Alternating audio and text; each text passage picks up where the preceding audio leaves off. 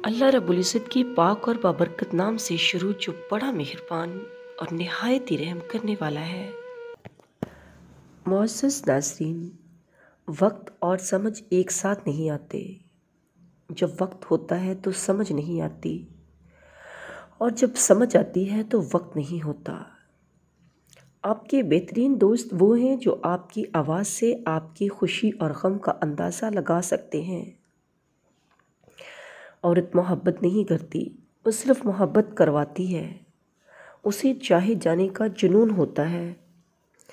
औरत की हकीकी और पायदार मोहब्बत सिर्फ और सिर्फ अपने बच्चे से होती है।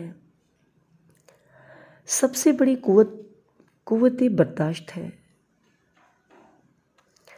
पेट से गैस, जलन और तजाबियत का खात्मा।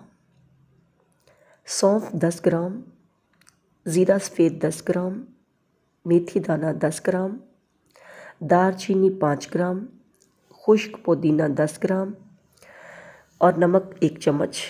तमाम अद्वियात को बारीक पीसकर सफ़ू बना लें और हर रोज़ सुबह शाम नाश्ते और खाने के बाद आधी चम्मच पानी के साथ इस्तेमाल करें।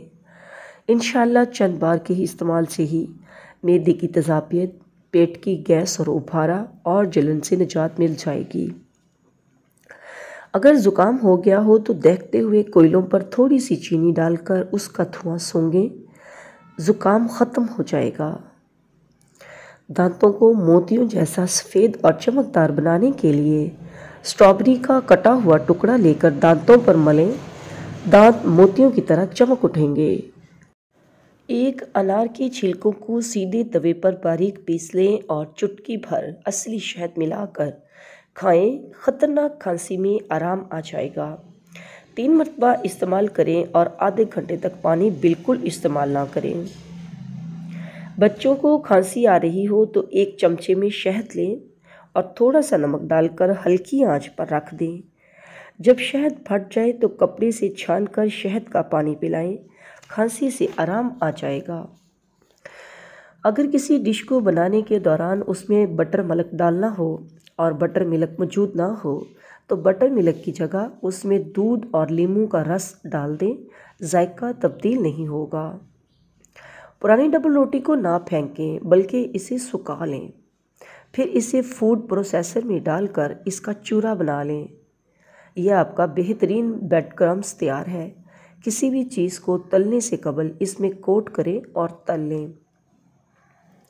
बच्चों को कैर या दस्त आ रहे हों तो एक ताज़ा अंडे की सफ़ेदी साफ़ पानी में फेंट लें और चीनी मिलाकर ये पानी बच्चों को पिलाएं। इंशाअल्लाह आराम आ जाएगा। चीज़ को अच्छी तरह कद्दूकश करने के लिए चीज़ को फ्रीज़र में 30 मिनट के लिए रख दें। इसके बाद इसे निकाल कर कद्दूकश करें तो ये बहुत अच्छी कद्दूकश हो जाएगी और बिल्कुल भी नहीं चिपकेगी।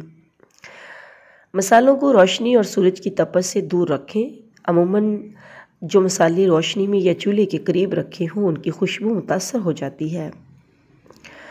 आँखों की जलन के लिए खीरे के कतरे काट कर आँखों पर रखें और चंद मिनट के लिए सुकून से लेट जाएं। किसी बीमारी की वजह से जिस्म में चिंगारियाँ सी निकलती हों, हाथ पांव जलते हों तो खुश्क धनिया पीस कर थोड़ी सी मिश्री मिलाकर खाएं या सब्ज़ धनिया घोट कर मिश्री मिलाकर खाएं। जिस्म की सारी गर्मी ज़ाइल हो जाएगी।